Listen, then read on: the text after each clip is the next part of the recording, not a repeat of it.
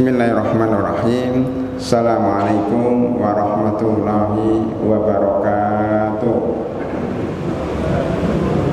Alhamdulillahirabbil alamin. Shalatu wassalamu ala asyrafil anbiya'i wal mursalin wa ala alihi wa sahbihi wat tabi'ina lahum bi ihsanin ila yaumiddin. Tsumma amma ba'd.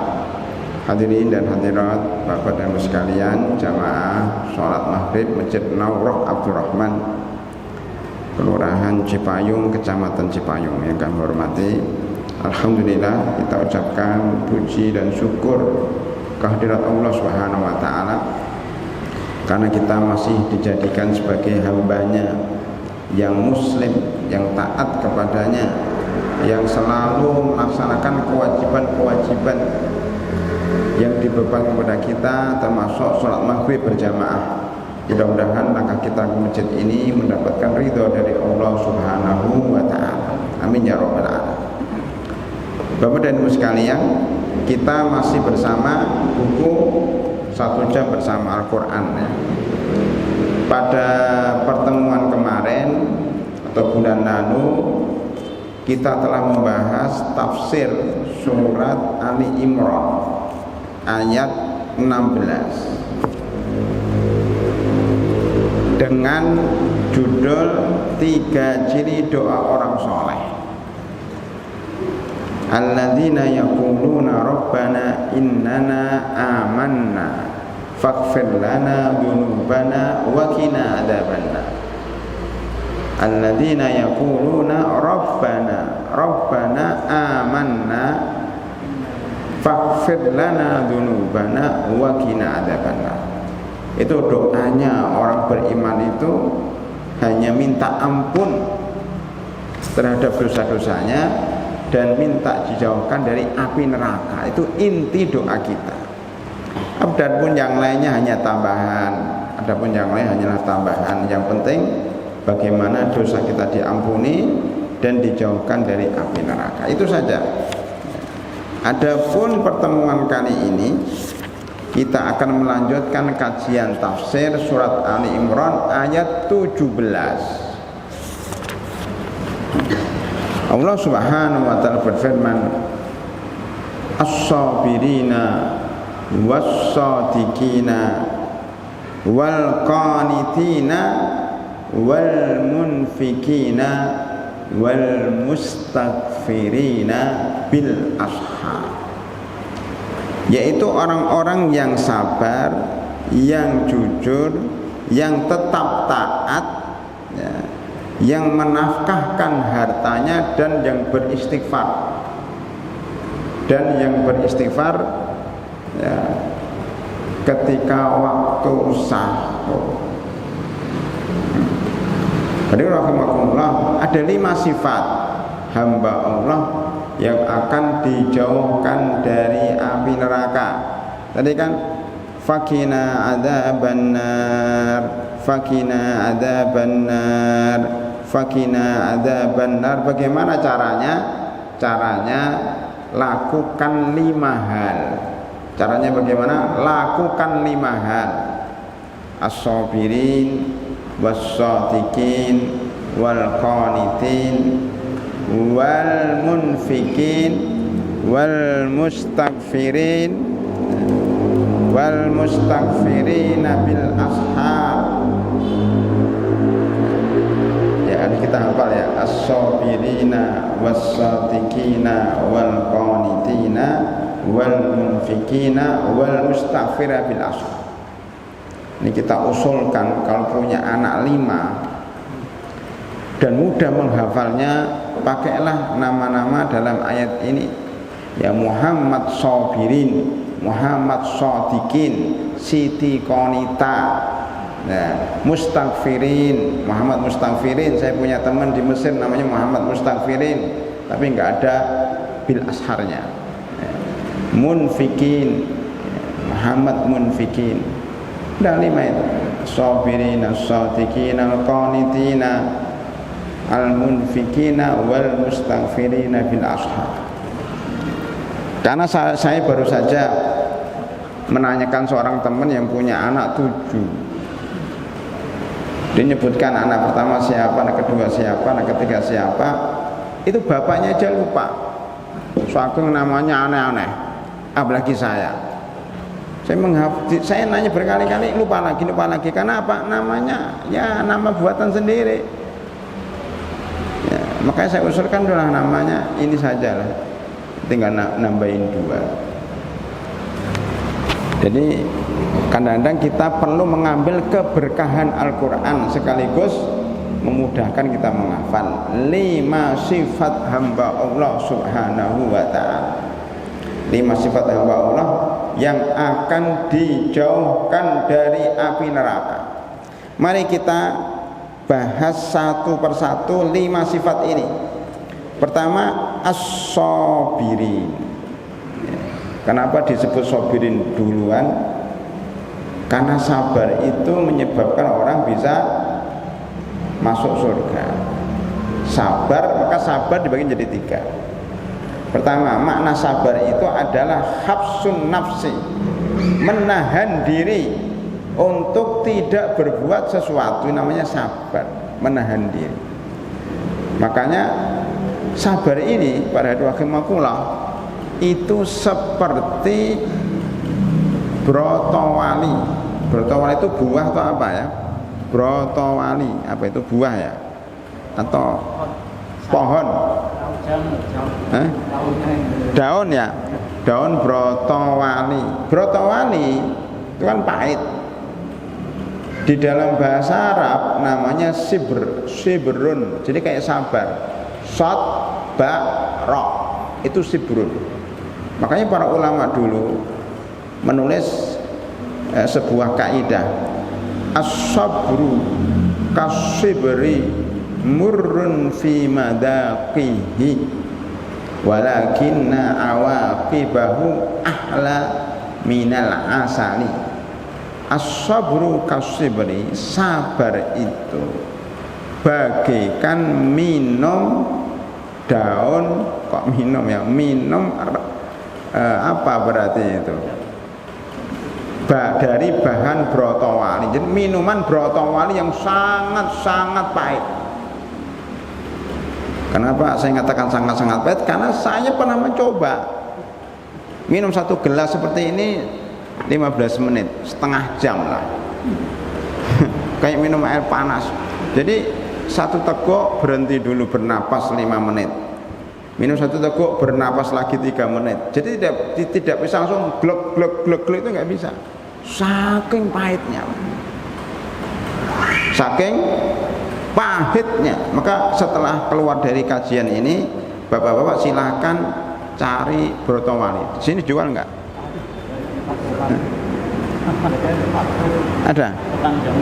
Jamu itu nggak terlalu pahit. Cari namanya brotowali. Biar tahu kita itu sabar itu kayak apa? Kayak minum brotowali. Jadi itu saya ceritakan terus itu. Punya teman atau mahasiswa lah ya, di samping saya sama-sama dibawa ke seorang herbalis ya, yang tahu ramuan-ramuan supaya badan kita sehat walafiat. Waktu itu udah berapa tahun yang lalu. Itu sama-sama diberi 1 gelas seperti ini. Gelasnya agak besar dikit. Sama-sama diberi minuman. Ya. Ini teman saya ini belum nikah, masih bujang. Alhamdulillah saya sudah menikah, sudah punya anak. Waktu itu sudah punya anak 4 lah. Nah kemudian sama-sama diminum. Apa yang terjadi para hadirin? Saya pertama kali minum, dia pertama kali minum, sama-sama pahit banget, kaget. Tapi bedanya karena belum nikah dia langsung sudah, saya minum, enggak akan minum selamanya. Dia langsung begitu, masih muda padahal, umur 17 tahun, 20 tahunan lah ya. Karena kita sebagai orang yang lebih tua sudah banyak makan asam garam kehidupan.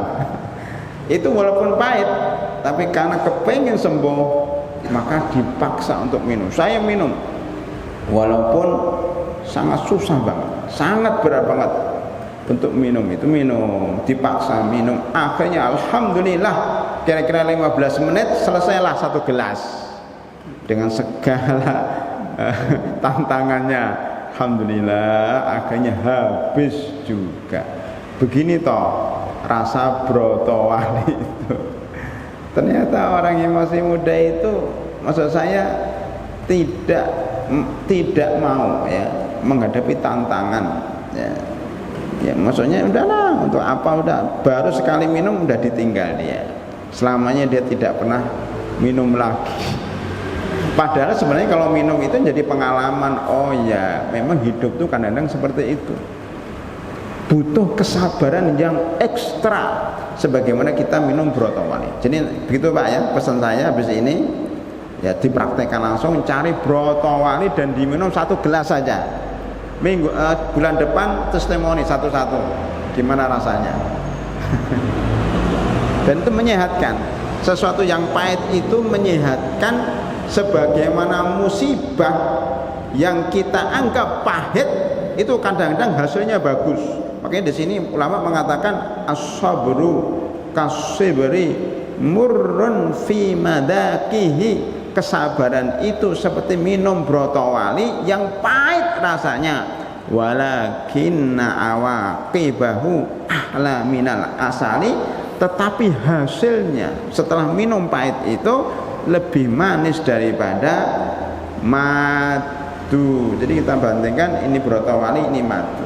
Jadi kalau kita berhasil melewatin ujian yang sangat pahit ini, insya Allah hasilnya seperti minum madu, bahkan lebih manis daripada minum madu. Kepuasan hati, kesyukuran kepada Allah ya, syukur kepada nikmat-nikmatnya. Jadi orang yang sabar itu insya Allah dapat ya jaza, dapat balasan surga. Surga itu lebih manis daripada madu. Dapat ketenangan hati, keyakinan yang mantap, yang lebih baik daripada sekedar minum madu. Ya itu kata-kata ulama ya, mahfudhat. Ya. As-sabru kasibri murrun fi madaqihi walakinna waqibahu ahla minal asal. Jadi kalau kita kepengen hidupnya nyaman, hidupnya bahagia, sabar terhadap musibah, sabar terhadap ujian. Dan sabar sendiri pada hadirin rahimakumullah, sabar sendiri ya, di sini sampai enggak ada ya dalam buku ini. Sabar sendiri itu salah satu cara supaya mendapatkan kepemimpinan dalam agama. Allah berfirman di dalam surat Hamim As-Sajdah surat ke-32 ayatnya 24. Surat ke-32 ayatnya 24 Allah berfirman wa ja'alna minhum a'immatan yahduna bi amrina lamma sabaru wa kanu bi ayatina yuqinun. Dan kami jadikan mereka sebagai pemimpin agama, pemimpin yang memegang teguh agama. Kapan? Ketika mereka bisa sabar dan yakin. Jadi ada dua. Maka ulama mengatakan sabar dan yakin adalah syarat menjadi pemimpin agama. Jadi maksud di sini sama para nabi, para ulama, para rasul. Ya, hampir semua rasul itu kesabarannya luar biasa. Kita nggak ada apa-apanya. Terutama ulul azmi minar rasul ya, dari Nabi Muhammad sallallahu alaihi wasallam, Nabi Nuh ya, Nabi Musa, Nabi Isa ya, dan Nabi Ibrahim alaihissalam. Itu ulul azmi kesabarannya luar biasa ya. Umpamanya Nabi Nuh berdakwah selama 950 tahun. Kita umurnya aja belum sampai 100 tahun, dia dakwahnya 950 tahun. Jadi berdakwah kepada kaumnya, bapaknya didakwain, Pak masuk Islam Pak ke masjid Pak, nggak mau ke masjid, nggak mau masuk Islam. Setiap hari didakwah sampai bapak itu mati, Kemudian dia punya anak, didakwain anaknya, yuk ke masjid, yuk masuk Islam, nggak mau juga. Sampai anaknya mati, maka lahirlah cucunya didakwain.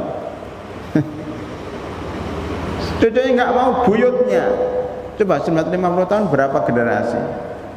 Ya. Berapa generasi? Bisa 10 sampai 15 generasi. Jadi bapaknya, berarti anaknya, cucunya, buyutnya, cicitnya, canggahnya, udek-udek, siwurnya, apalagi saya nggak hafal itu. Nah, ada tujuh kasta ya, dari bapak, anak, cucu, buyut, cicit, apalah tadi, udek-udek, siwur, gantungan, apalah nggak paham. Kurang. Ya pokoknya gitulah istilah. Kita paling hafal sampai 4 tingkat aja, cicit, cucu, buyut. Habis itu nggak tahu istilahnya. Itu Nabi Nuh alaihissalam dakwanya sampai 15 generasi lebih, tapi tetap sabar. Istrinya mencaci maki Nabi Nuh gila. Anaknya juga mencaci maki Nabi, bapaknya gila. Jadi kafir, istri dan anaknya kafir, tapi tetap aja berdakwah. Luar biasa kan Nabi Nuh alaihissalam. Nabi Ibrahim alaihissalam, lihat beliau berjalan dari mana? Dari Baghdad, dari Irak ke Palestina. Ya, dari Palestina kemudian ke Mekah, jalan kaki bolak-balik, bawa istrinya Siti Hajar, membawa anaknya Ismail, balik lagi ke Siti Sarah. Masya Allah, beliau berdoa kepada Allah Subhanahu wa ta'ala agar diberikan anak. Selama 80 tahun Nabi Ismail baru lahir. Ya, di sini belum ada yang umurnya 80 tahun. 80 tahun baru punya anak. Bayangkan doa selama 80 tahun, ya Allah, Rabbana hab lana min azwajina wa dzurriyyatina qurrata a'yun waj'alna lil muttaqina imama. Rabbi hab li minas sholihin. Selama 80 tahun berdoa tidak pernah putus asa Nabi Ibrahim alaihissalam. Setelah punya anak Ismail, umur 100 tahun baru punya anak namanya Ishak. Kita mungkin sudah putus asa. Yang baru 10 tahun nggak punya anak sudah putus asa. Yang baru 7 tahun nggak punya anak sudah putus asa. Nabi Ibrahim 80 tahun menunggu doanya mustajab. Luar biasa Nabi Ibrahim. Nabi Ibrahim dibakar hidup-hidup oleh Namrud, subhanallah. Nabi Musa alaihissalam bagaimana berdakwah kepada Firaun, bagaimana beliau dikejar sampai Madyan. Madyan itu dari Mesir ke arah barat, ke arah timur, yaitu kalau melewati lautan sebenarnya. Katanya kalau mau nggak lewat lautan berarti ke Jordan dulu, jadi Mesir itu ke atas dulu, lewatin Palestina itu, turun ke bawah lagi ke Saudi Arabia. Itu Madyan di situ. Jadi Madyan itu seberangnya Mesir. Bagaimana dia lari dikejar-kejar oleh Firaun dan tentaranya sejauh itu. Ketemu Nabi Syuaib, kemudian dinikahkan dengan anaknya, balik lagi ke Mesir jalan kaki sampai di Mesir, kemudian berdakwah kepada Firaun berkali-kali, subhanallah, sampai Firaun ditenggelamkan. Itu Nabi Musa alaihissalam. Nabi Isa juga begitu. Nabi Muhammad sallallahu alaihi wasallam itu para rasul yang sabarnya luar biasa. Maka disebut dengan ulul azmi minar rusul, fasbir kama sabara ulul azmi minar rusul. Sabarlah sebagaimana kesabarannya 5 nabi dari ulul azmi. Ulul azmi itu orang yang punya kemauan kuat. Makanya disebut dengan yakin, sabar dan yakin akan menyebabkan seseorang mendapatkan kepemimpinan dalam agama. Ada orang itu sabar. Sabar dibagi jadi 3. Sabar yang paling tinggi adalah sabar dalam ketaatan. Jadi bapak-bapak sekalian, sabar datang ke masjid, sholat maghrib. Ya. Padahal rumah kita ya nggak dekat, nggak ada yang dekat dengan masjid ini karena rumahnya kan di sana semuanya. Ada yang ya agak dekat sini, ada yang lebih jauh, ada yang dari Cilangkap, ya, Ciracas, ada yang dari mana lagi tadi ya, dari Setu ya, ada yang dari ini banyak ya, dari tempat-tempat lain datang ke masjid sholat maghrib saja, kemudian duduk di masjid hingga sholat isya. Ini perlu kesabaran loh Pak. Duduk di masjid mendengar kajian, ini kesabaran. Nggak ada minumannya lagi. Kalau saya masih ada minuman, masih mendingan, masih panas. Kalau Bapak nggak ada minuman ya, nggak ada karpetnya lagi, itu sabar itu. Itu sabar dalam ketaatan. Ini sabar yang paling tinggi loh Pak. Sabar ikuti pengajian itu sabar yang paling tinggi. Sabar membaca Al-Quran setiap harinya 1 juz, itu sabar luar biasa. Sabar mendidik anak ya, itu luar biasa. Sabar mencari yang halal, rezeki yang halal luar. Jadi sabar yang paling tinggi sabar dalam ketaatan. Yang kedua, tingkatan kedua sabar untuk tidak maksiat. Ini lebih ringan. Alhamdulillah kalau kita taat ke masjid, duduk di masjid insya Allah nggak maksiat. Kita tidak berzina, tidak mencuri, tidak korupsi, tidak ya berbuat yang haram insya Allah. Ya. Tapi tetap aja ini berat, khususnya orang-orang yang di depannya diuji, para pegawai, ada uang berseliweran, dia menahan diri untuk tidak ngambil. Pedagang, ini di sini banyak pedagang, curang pun bisa, tapi enggak lah, saya enggak mau curang, karena curang itu ya itu melanggar syariat Islam dan seterusnya. Jadi sabar untuk tidak maksiat itu nomor 2. Yang nomor 3 adalah sabar di dalam menghadapi musibah. Ini nomor terakhir ternyata.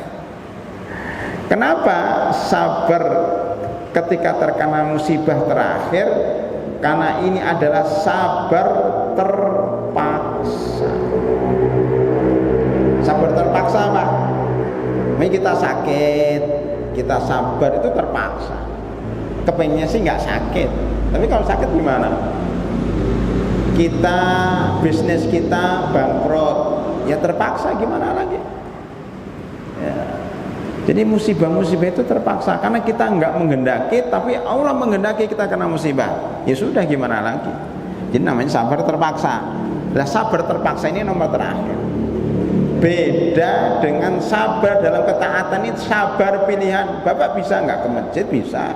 Tidur di rumah bisa. Kenapa harus di masjid duduk? Kenapa nggak keluar jalan-jalan cari makanan, ya beli soto kuali, bakso, beli apa kan bisa. Tapi Bapak tahan ya, untuk ke masjid mendengar ceramah. Makanya sabar yang pertama ini sabar pilihan. Yang kedua juga sabar pilihan, tidak bermaksiat tapi jauh lebih ringan. Yang paling ringan adalah sabar menghadapi musibah karena termasuk sabar terpaksa. Hadirin rahimakumullah, maka di sini disebutkan dalam hadis sahih Muslim dari Abu Hurairah radhiyallahu anhu bahwasanya Rasulullah sallallahu alaihi wasallam bersabda, ya, khuffatin nar, khuffah pakai kha, khuffatin naru bisyahawat. Masuk neraka itu tidak perlu kesabaran. Karena masuk neraka itu cukup kita mengerjakan apa yang kita inginkan, ngikuti hawa nafsu langsung masuk neraka. Jadi masuk neraka itu nggak perlu kajian, nggak perlu ceramah, nggak perlu duduk di masjid, masuk aja, mudah banget. Makanya Rasulullah mengatakan neraka itu dikelilingi dengan hal-hal yang menyenangkan. Berzina, merampok, makan yang haram, makan apa saja, membunuh orang, apa saja yang kita mau kita kerjakan langsung masuk neraka. Jadi nggak perlu kursus, nggak perlu belajar, nggak perlu masuk sekolah kalau ingin masuk neraka, masuk aja. Itu maknanya. Wa khuffatin naru wa khuffatil jannatu bil makarih ini. Tetapi surga itu dikelilingi sesuatu yang kita nggak senang, ya kan? sholat dalam keadaan kita capek sholat subuh. Sekarang sholat subuhnya jam berapa? Jam 4.15. Maka bangunnya harus sebelum itu. Wah, itu berat banget kadang-kadang. Tidurnya terlambat ya. Merawat anak ya harus sabar. Kemudian ke masjid harus sabar. Zakat, infak sabar. Karena sesuatu yang secara manusiawi berat gitu. Yang berat-berat inilah yang kemudian menyebabkan kita masuk surga. Seperti mamanya makarih itu dalam suatu hadis disebutkan wa isbahul wudu fil makarih. Termasuk wudu kalau di Indonesia mungkin nggak terlalu kelihatan. Kalau di Arab kelihatan, Pak. Musim dingin di Mesir, di Saudi, di Medina, di Mekah, di Jordan. Bagi di Maroko itu paling dingin. Saya pernah ke Maroko, dingin banget. Nggak mungkin pintu dibuka kayak gini, kabur semua. Karena anginnya kencang, dinginnya itu merusak. Jadi masuk ke tulang. Jaket-jaket yang di Indonesia nggak terpakai para hadirin. Ini jaketnya harus tebal banget. Dingin banget. Itu udah dingin, suruh wudu. Kalau wudunya nggak pakai air hangat, kayaknya mengelupas gitu. Kayak kita wudu pakai air freezer ya.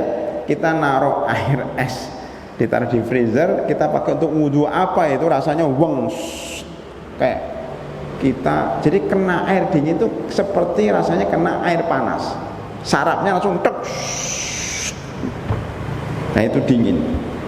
Makanya ada orang yang mati kedinginan sebagaimana orang yang mati kepanasan.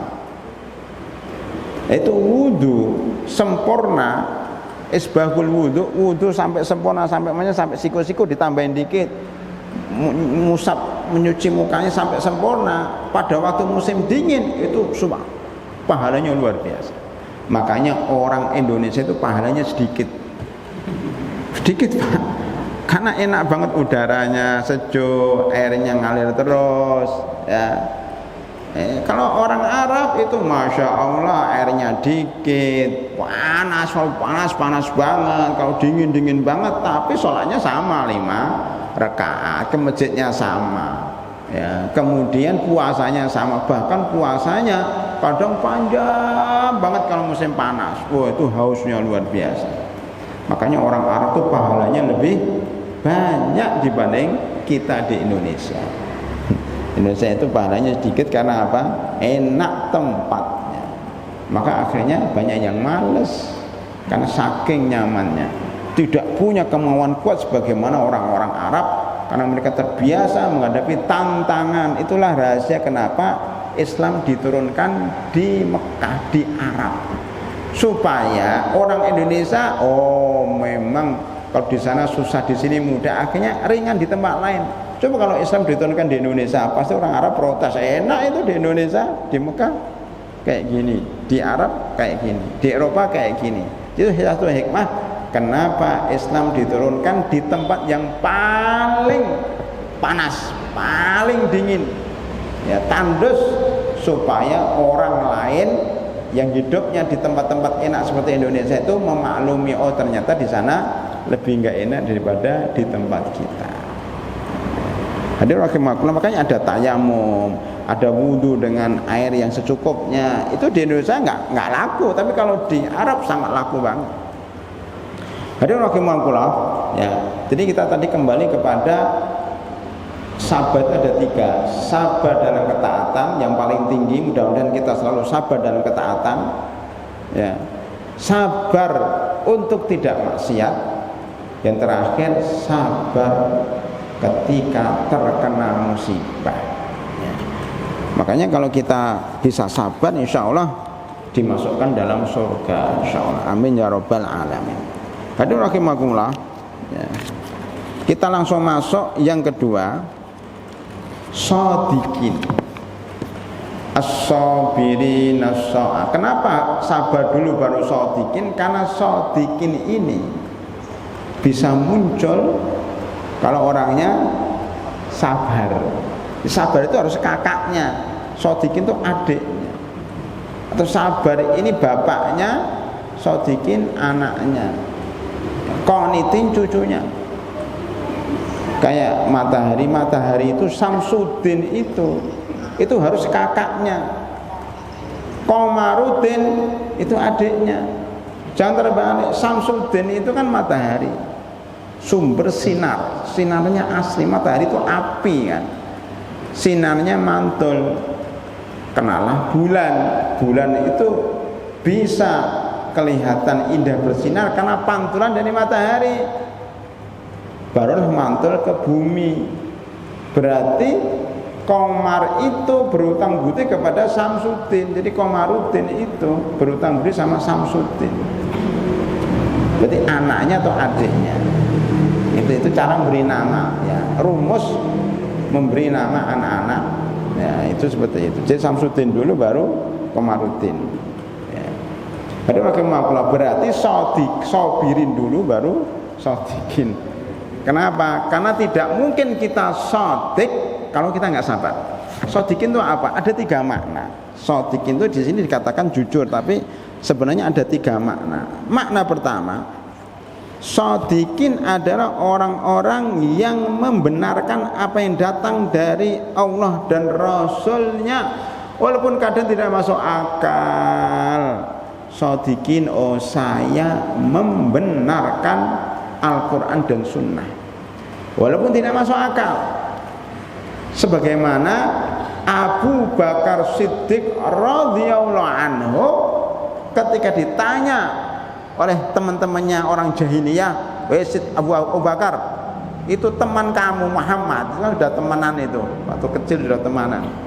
Itu mengklaim ya bahwa dia berjalan dari Mekah ke Masjidil Aqsa dan ke langit dalam waktu semalam saja. Wow, pada tertawa. Gila itu Muhammad. Mana mungkin orang berjalan dari Mekah ke Palestina, waktu itu nggak ada kendaraan, tidak ada bis, tidak ada pesawat, hanya naik kuda. Nggak mungkin, secara akal sehat nggak mungkin.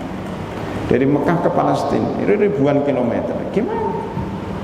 Nggak mungkin itu. Berarti ini bohong itu Muhammad.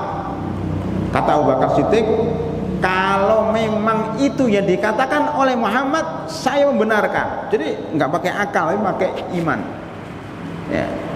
Walaupun dia naik ke langit balik lagi sampai suatu malam, iya, walaupun dia mengatakan saya ke langit balik lagi dalam semalam, saya percaya walaupun nggak masuk akal, karena itu membenarkan dengan iman, bukan dengan otak. Sejak itulah kemudian Abu Bakar Siddiq, Abu Bakar diberi nama Siddiq karena membenarkan apa saja dari Rasulullah Shallallahu Alaihi Wasallam. Sampai para hadirin, sampai ketika Usamah bin Zaid bin Harisah, ini kan anak 17 tahun, anak SMA, baru lulus SMP. Waktu Rasulullah SAW sebelum meninggal dunia, Usama ini diangkat jadi panglima perang. Di belakangnya itu, makmumnya itu ada Abu Bakar, ada Umar, ada ya siapa, Khalid bin Walid, ada siapa aja di situ. Jenderal-jenderal, orang senior dijadikan makmum. Usama yang baru kemarin sore lulusan SMP, baru 1 SMA, jadi panglima perang. Yang menentukan Rasulullah Shallallahu Alaihi Wasallam. Maka tidak ada yang berani menggugat. Ketika Usama dikirim ke mana? Ke Yordan, ke Syam untuk memerangi orang Romawi, tiba-tiba Rasulullah SAW wafat. Maka Usama balik lagi ke Madinah. Ketika wafat, dimulai lagi pengiriman tentara ke Syam, ke Yordan. Abu Bakar milih lagi Usama. Dikritik orang, wah baru kemarin sore lulusan SMP aja kok sudah jadikan panglima perang, bagaimana itu? Beliau mengatakan apa yang dilakukan Rasulullah saya ikutin, walaupun nggak masuk akal anak kecil justru menjadi panglima perang. Nah, itu Abu Bakar Siddiq. Jadi taat benar sama Rasulullah Sallallahu Alaihi Wasallam. Apa yang dikatakan Rasulullah, sami'na wa ata'na, walaupun tidak masuk akal.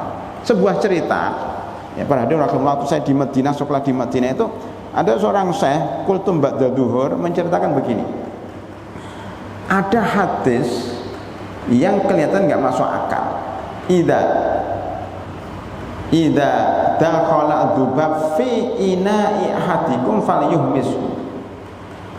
Jika ada lalat yang masuk, saya minum dulu daripada nanti kena lalat.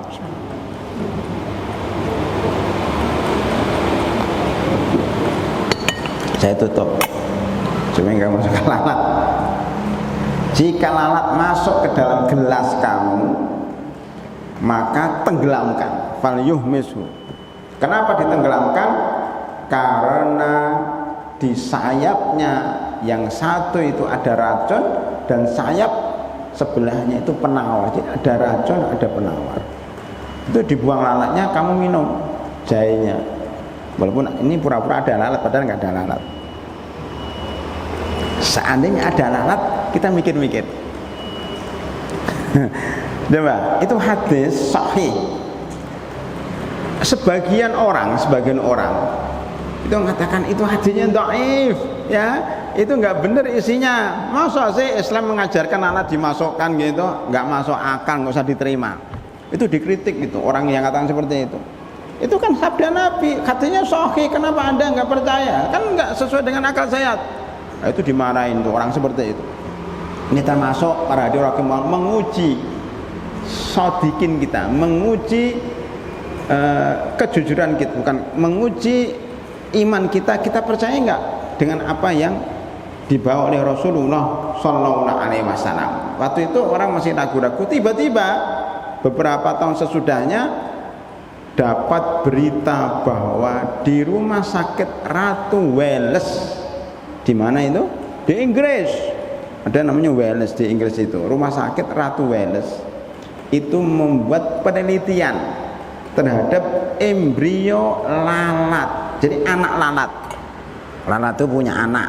Yang punya anak ya lalat kecil-kecil itu. Itu diambil, kemudian dari lalat itu diambil bahan untuk membuat salep. Jadikan bahan baku untuk membuat salep. Salep itu dioloskan ke penyakit korengen. Tahu Pak penyakit korengen? Korengen itu bahasa Jerman. Jejer kauman.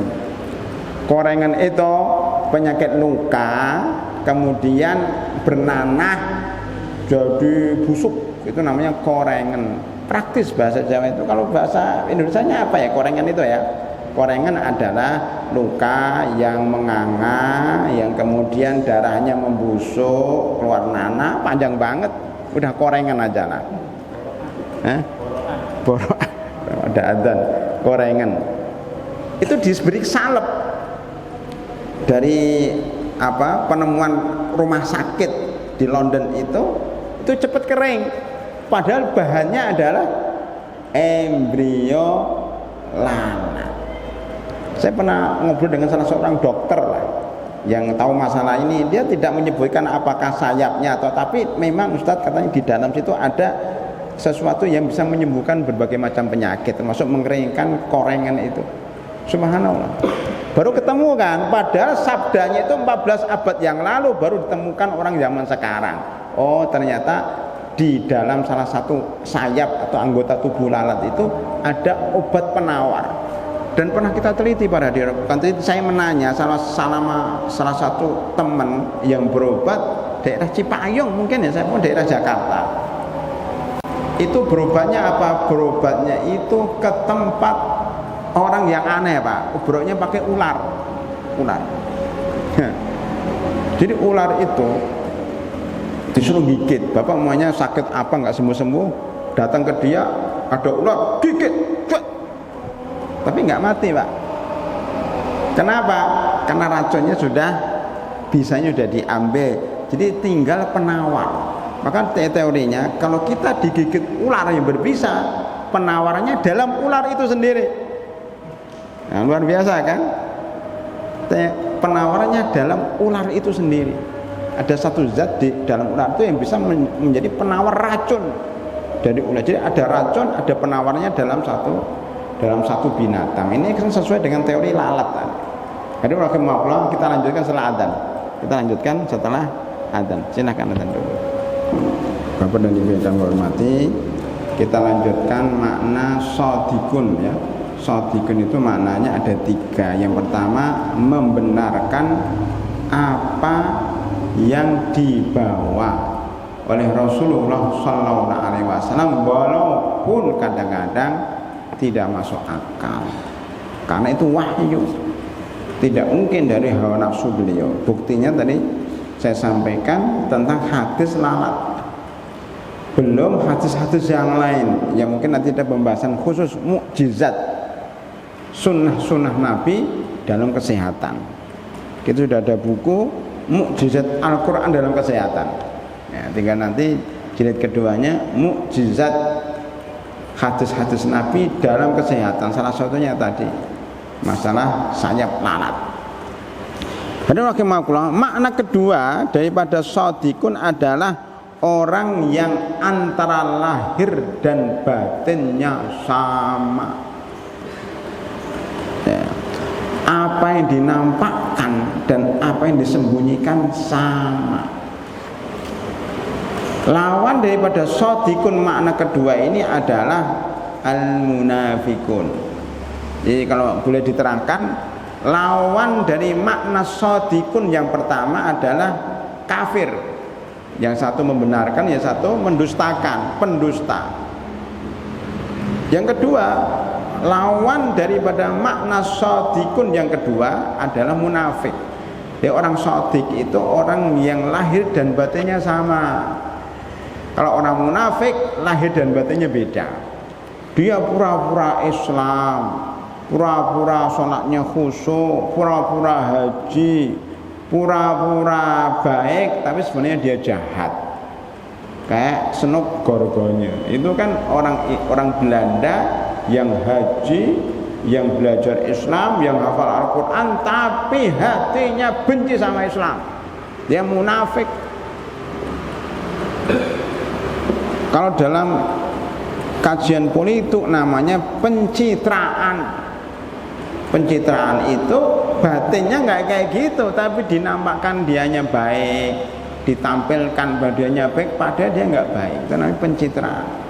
Makanya banyak para politisi itu banyak yang munafik, banyak yang sifat-sifat munafik itu banyak gitu. Kenapa? Supaya dulang suara, supaya diikutin, supaya padahal hatinya kayak gitu, saya akan membantu kalian kalau saya terpilih dan sebagainya. Padahal itu enggak, ini bohong aja. Jadi banyak kebohongan-kebohongan karena memang antara batin dan lahirnya berbeda. Nah, kemudian makna inilah yang menjadi viral di kalangan masyarakat. Saya nggak mau menjadi munafik, saya nggak mau munafik.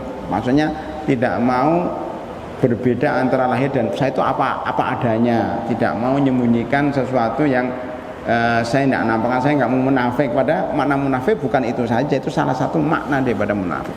Jadi hadirin sekalian, jadi shadiqun makna kedua apa? Antara lahir dan batin adalah sama. Pengertian ketiga, shadiqun adalah orang-orang yang sungguh-sungguh di dalam mengerjakan perintah Allah, sungguh-sungguh dan penuh kepengorbanan. Dalam bahasa kita, orang yang rajin, orang yang mempeng, orang yang kiyang. Rajin itu maknanya mempeng. Mempeng itu Jawa bagian selatan. Kalau kiyang itu bahasa Jawa bagian utara. Saya sampai nggak paham. Ini orangnya kiyang itu apa sih? Oh, kiyang itu artinya mempeng, artinya rajin, sungguh-sungguh. Kayak bapak-bapak ini rajin ke masjid, rajin mendengar pengajian, itu namanya shadiqun. Jadi bapak-bapak ini masuk dalam kategori shadiqun, yaitu usaha yang sungguh-sungguh untuk mendapatkan sesuatu yang dia cita-citakan. Itu shadiqun, benar. Mana dalilnya? Dalilnya banyak, diantaranya satu, surat Al-Hasr, surat yang ke-59 ayat 8, 9, 10. Panjang banget, ini penting Pak. Surat Al-Hasr ayat 8, 9, 10. Saya bacakan ya. Itu menjelaskan 3 golongan. Ayat 8 satu golongan, ayat 9 satu golongan, ayat 10 satu golongan.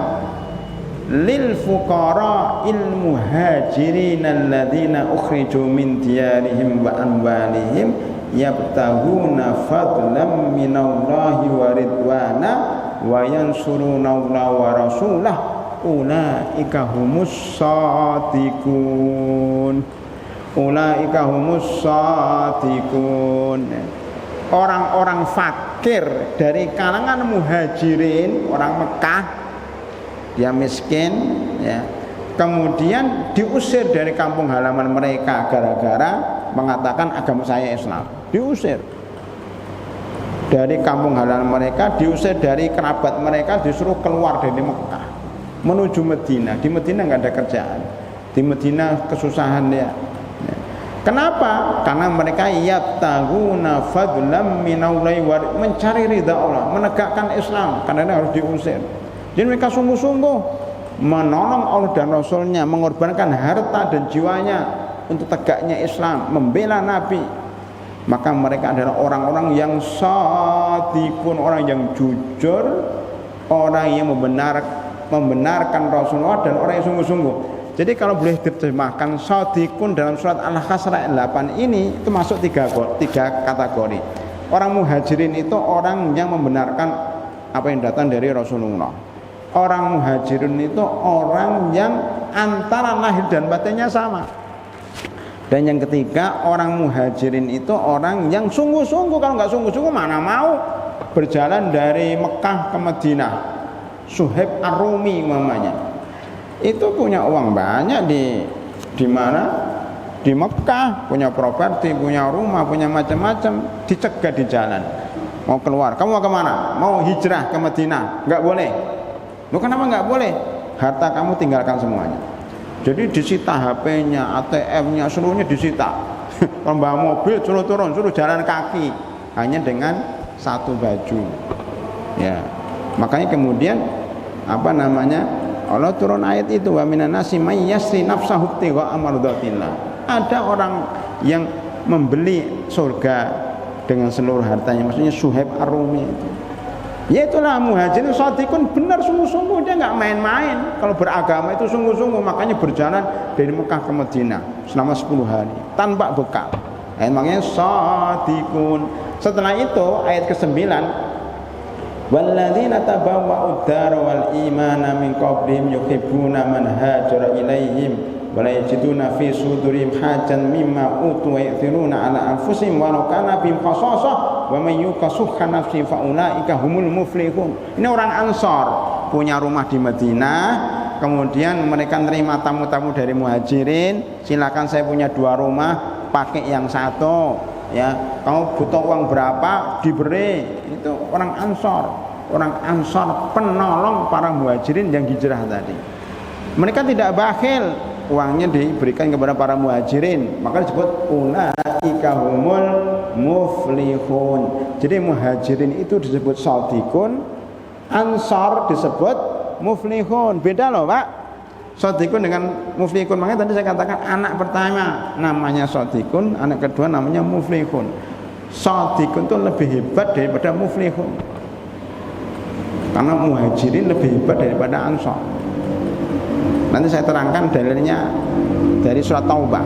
Yang ketiga ayat ke-10, walladzina ja'u min ba'dihim yaquluna rabbana ighfir lana wa li ikhwanina alladzina sabaquna bil iman wa la taj'al fi qulubina ghillan lil ladzina amanu rabbana innaka ra'ufur rahim. Ini perlu kita baca doa ini Pak. Adapun golongan ketiga bukan muhajirin, bukan Ansor, tapi siapa? Orang-orang yang datang sudah mereka dari kalangan tabi'in, tabi'ut tabi'in, kemudian orang-orang sesudahnya, terus sampai kita. Jadi kita ini masuk dalam golongan ketiga.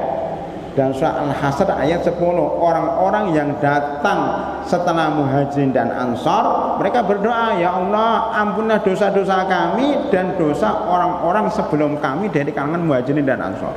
Jadi kita boleh mendoakan para hadirin dosa kita dan dosa bapak kita, kakek kita, mertua kita, nenek moyang kita, buyut kita tadi kan, canggah kita sampai atas termasuk para nabi-nabi sebelumnya. Rabbana ighfir lana wa li ikhwanina alladzina sabaquna bil iman. Syaratnya harus orang beriman, enggak boleh orang kafir. Kita doakan yang sudah mati.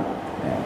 Wa la taj'al fi qulubina ghillan. Jangan engkau jadikan dalam hati kami itu dengki, benci sama sahabat, sama tabi'in, sama ulama dulu, enggak boleh. Kita enggak boleh benci sama orang-orang terdahulu yang sudah masuk Islam dan meninggal dunia. Maka harus dimintai ampun atas dosa-dosa mereka. Hadirin rahimakumullah, kita masuk dalam golongan ketiga. Saya akan sampaikan satu dalil dalam surat At-Taubah ayat 119. Shadiqun juga. Allah berfirman, ya ayyuhalladzina amanuttaqullaha wa kunu ma'as-shadiqin. Wahai orang-orang beriman, bertakwalah kepada Allah. Bagaimana cara bertakwa kepada Allah?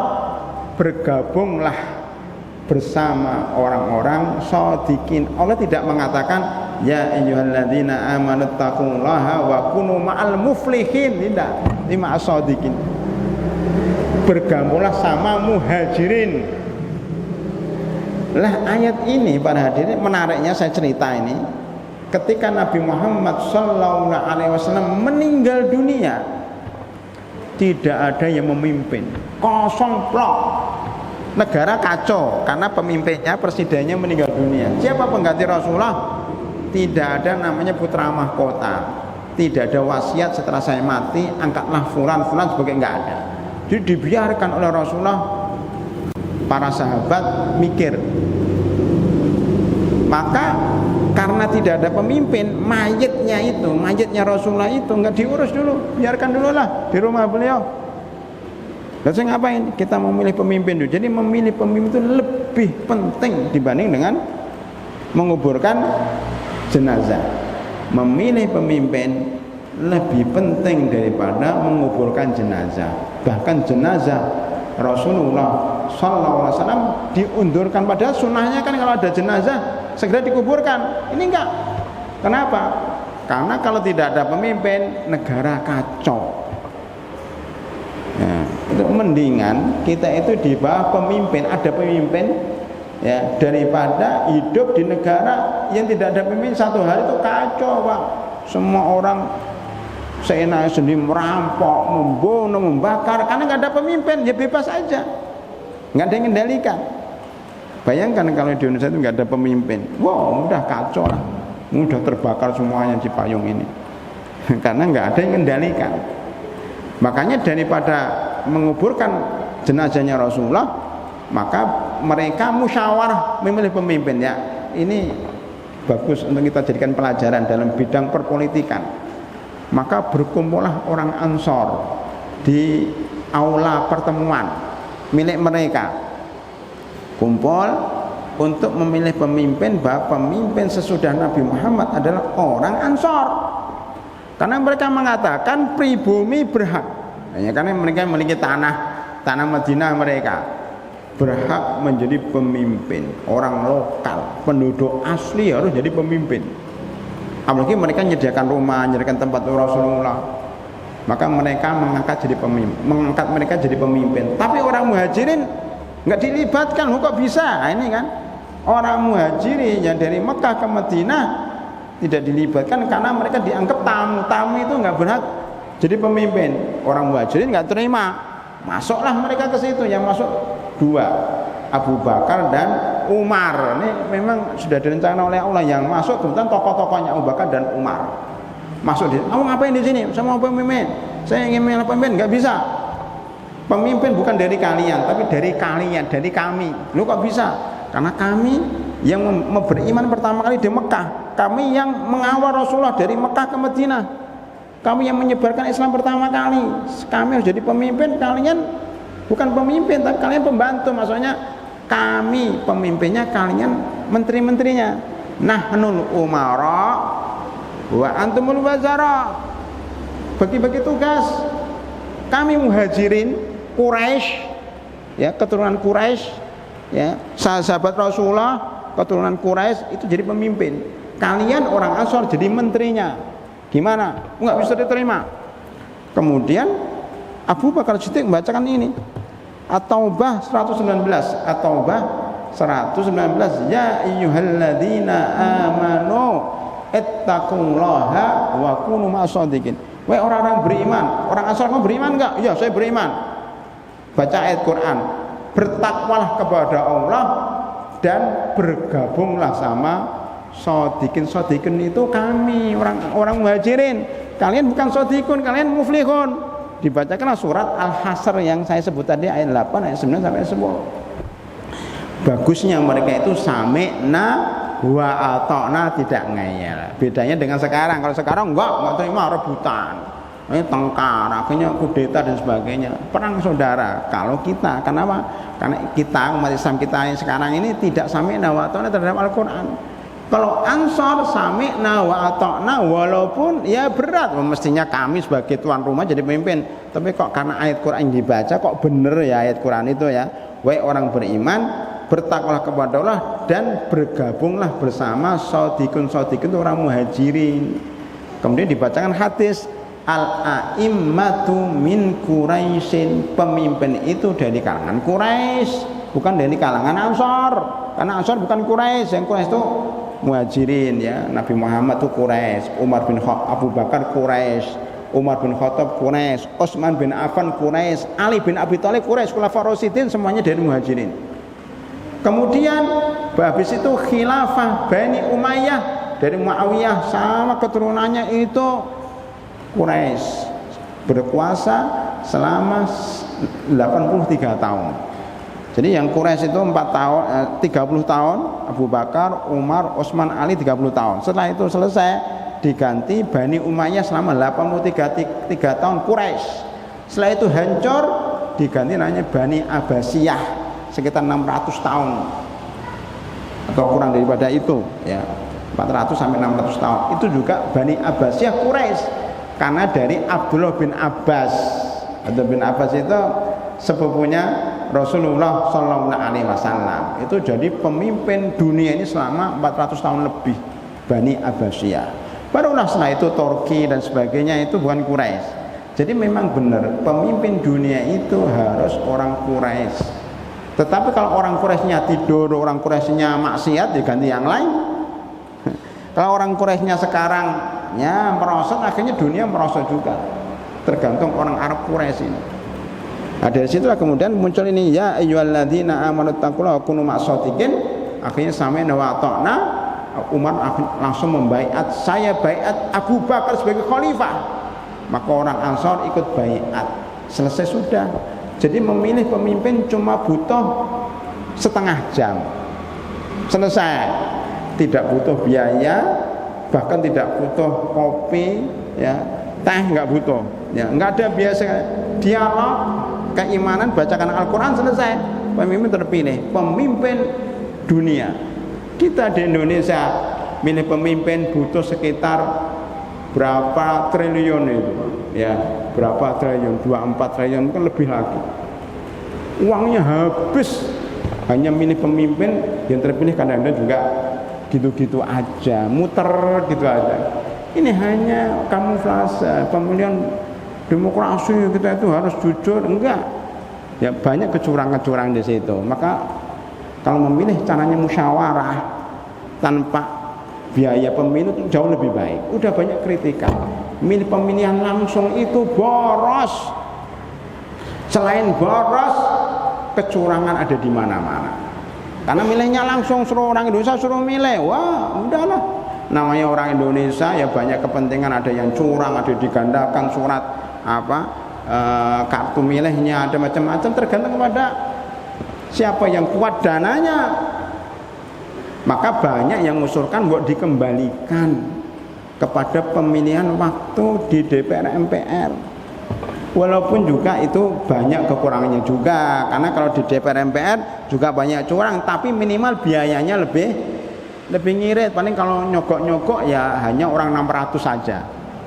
Seperti zaman dulu kan. Nah kita sekarang nyogok orang 270 juta. Sudahlah, apa tadi itu mencetak kertas, panitia, kemudian tempat pemilihan umum, kemudian petugasnya banyak yang mati dan sebagainya. Oh, itu ribet banget itu.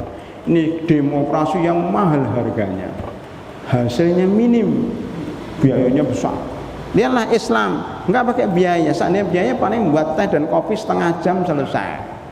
Karena keimanan dan hasilnya bagus. Abu Bakar bagus, Umar bagus. Dan boleh juga, sebenarnya boleh juga menentukan, kayak Abu Bakar milih Umar. Setelah saya sakit, Abu Bakar kan sakit, saya pilih setelah saya Umar, selesai, nggak ada biaya. Umar diangkat, bagus hasilnya. Maka kadang-kadang saya bukan mengatakan baik, kadang-kadang sistem kerajaan itu jauh lebih baik daripada sistem republik. Kenapa? Karena republik banyak kepentingannya. Kalau kerajaan, udah setelah saya meninggal, anak saya atau paman saya atau siapa, memang banyak celah juga, tapi minimal anggarannya tidak habis. Dan dia tidak mikir kedua kali, periode kedua, periode ketiga, enggak. Oh, selama dia hidup ya dia. Nanti baru anaknya, baru kita lihat sekarang ya. Ini ke masalah politik dikit nggak apa-apa. Brunei, ya walaupun banyak kekurangannya, tapi negaranya aman. Ya, kemudian Saudi Arabia negaranya aman, Jordan aman, Maroko aman. Kita lihat di sini negara-negara yang sistemnya monarki kerajaan. Bandingkan dengan Aljazair, kacau, Tunisia kacau, Mesir kacau, Sam negeri Sam itu, Suriah kacau, Lebanon kacau, Sudan, termasuk Indonesia, Malaysia dan sebagainya. Kenapa? Karena republik itu kan banyak orang kepentingan, orang-orang luar negeri, orang asing, negara-negara besar ikut andil di situ. Nah ini salah satu pelajaran bahwa ternyata cara pemilihan pemimpin pada zaman sahabat itu paling praktis dan demokratis juga. Kenapa? Karena masing-masing legowo dengan orang lain dan menyerahkan haknya kepada orang lain. Apabila dibacakan ayat-ayat Al-Quran, namanya shadikun. Maka kalau kita shadikun semuanya, insya Allah ya kita mendapatkan pemimpin yang baik tanpa biaya yang banyak. Insya Allah kita bercita-cita ke depan, mudah-mudahan di Indonesia ini nanti pemilihan ke depan itu dengan cara-cara yang lebih murah lah. Lepas hasilnya seperti apa, minimal anggaran negara tidak habis hanya untuk pemilihan umum. Wallahu a'lam bishawab. Pada hadirin rahimakumullah, mohon maaf mungkin nggak bisa dilanjutkan, baru dua. Sabirun, baru sadikun. Berarti masih ada tiga. Qanitun, apa lagi? Munfikun dan mustaghfirin. Mustaghfirin bil hasan. Insyaallah bulan depan kita lanjutkan. Dan sekali lagi, kenapa sabirin dulu? Karena orang sadikun itu pasti sabar dulu. Kalau sabar barulah muncul sadikun. Kita beri waktu 5 menit ya, sampai 10 menit untuk tanya jawab. Silakan. Yang bertanya saya beri hadiah buku. Silakan, ada yang bertanya enggak? Tanya apa saja, yang penting dapat buku lah. Silakan Pak, kalau ada yang bertanya silakan. Ustaz tadi saya lupa namanya, DKM Ustaz siapa? Oh, Buddha ya? Ya, silakan. Ya, silakan.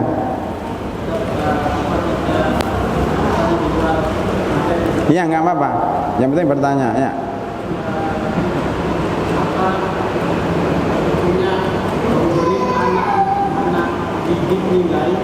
Memberi anak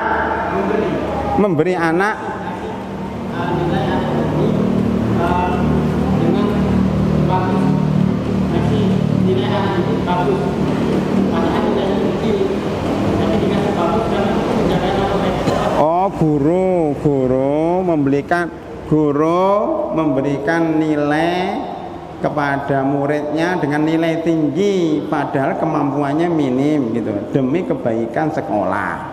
Apa hukumnya? Itu masuk dalam materi, itu masuk shadikun atau enggak kan gitu. Baik, saya jawab begini para hadirin rahimakumullah. Masalah guru memberi anak nilai itu relatif. Tujuannya apa dulu? Kalau tujuannya supaya sekolahnya bagus, kemudian dinilai oleh pemerintah bagus, lulus semuanya, ya itu nggak jujur, bukan shadikun dan nggak boleh. karena sekedar untuk mencari nama ya. Tetapi kalau dia memberi nilai santri atau murid bagus karena ada tujuan baik, makanya orang ini biar nggak stres, ibunya biar nggak sedih, ya diberi nilai lebih supaya dia rajin. Sebenarnya nilai kamu itu 3, saya tambahkan 6 supaya kamu rajin belajar. Nah, beda motivasinya, beda ya. Diberi baik nggak apa-apa, dipuji dengan pujian yang ya sekedarnya supaya mengangkat jiwanya supaya nggak sedih. Karena kalau sedih ibunya bisa stres bunuh diri, kan bahaya itu ya. Jadi lihat juga anak ini kayak apa. Makanya dalam mengajar biasa saya juga pengajar sering begitu ya. Ini anak ini sebenarnya nilainya nggak bagus, tapi karena rajin, jadi nilai itu begitu Pak. Nilai itu tidak mesti dari pelajaran. Oh dia sungguh-sungguh, dia mendengar, dia rajin, dia hormat sama guru, nilai plus. Ini pendidikan seperti itu. Maka kita usulkan kalau memberikan nilai itu jangan nilai ujian saja, itu juga nilai akhlak. Kadang-kadang begini loh, ketika ujian sebenarnya orangnya pintar, cuma pas ujian ibunya sakit, dia mikir. Pas ujian dia lagi sakit, pas ujian ya banyaklah kendala, akhirnya nggak fokus, akhirnya nilainya rendah. Maka dilihat sehari-harinya orangnya rajin, orangnya, nah, maka diberi nilai lebih karena akhlak boleh, bukan karena kepengen sekolahnya dinilai bagus. Itu nggak jujur, bukan shadikun. Itu banyak Pak sekolah-sekolah ini kenyataannya, fakta ya. UN itu kan, UN itu juga mendidik orang nggak jujur, nggak shadik, supaya semuanya lulus, dibocorkan soalnya kepada siswanya supaya dapat nilai A atau 100. Oh, sekolahnya bagus, lulus semuanya. Ternyata soalnya dibocorkan oleh kepala sekolahnya sendiri, gurunya sendiri, kan nggak jujur Pak. Karena sistemnya membuat nggak jujur. Maka saya dengar UN sudah nggak ada ya. Maksudnya ujian itu sudah tergantung kepada sekolahnya masing-masing gitu. Dan ini kan karena sistemnya nggak benar, akhirnya membuat orang nggak jujur. Itu nggak boleh bocorkan soal supaya siswanya bisa menjawab semuanya. Dan tujuannya supaya sekolahnya harum bohongan. Bohongan itu, karena kalau diuji beneran mereka nggak bisa. Itu jawabannya. Jadi masuk dalam materi bukan as-shadikun. Makanya saya berikan hadiah karena Anda bertanya, sebenarnya nggak ada itu. Kalau bertanya dapat buku nggak ada. Ini saya berikan, bertanya dapat buku kan boleh. Berarti kan diberi nilai lebih. Muflihun. Ya, suka sama-sama ya. Dan dibaca tentang shadikun sama muflihun. Saya kira itu pada hadirin rahimakumullah, karena sudah waktu Isya ya, kita cukupkan sekian. Mudah-mudahan bisa kita lanjutkan pada pertemuan mendatang. Masih ayat surat Ali Imran ayat 17. Dan mudah-mudahan Allah memberikan keberkahan kepada kita semuanya, dan kita termasuk orang-orang yang taat, sabar dalam ketaatan ketika menunggu sholat Isya dan menunggu dalam mendengarkan kajian. Kita tutup dengan doa kafaratul majlis. Subhanakallahumma bihamdika asyhadu an la ilaha illa anta astaghfiruka wa atubu ilaik. Assalamualaikum warahmatullahi wabarakatuh.